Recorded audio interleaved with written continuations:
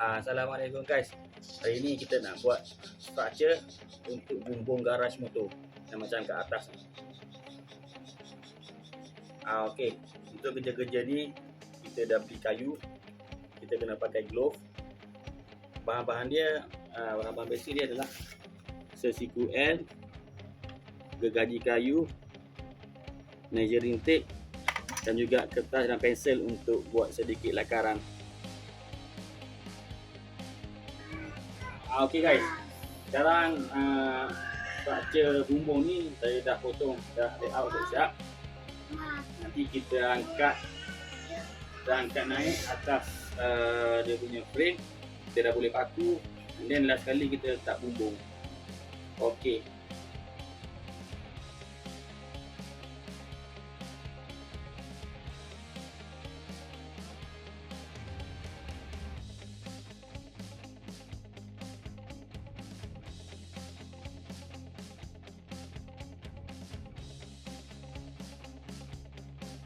Okey guys, so inilah hasil dia, cabaran untuk buat bumbung garaj motor ni.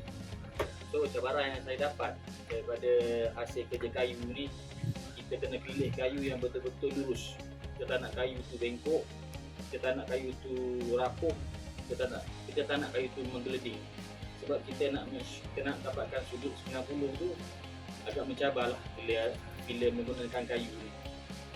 Okay guys, so selamat mencuba, semoga berjaya.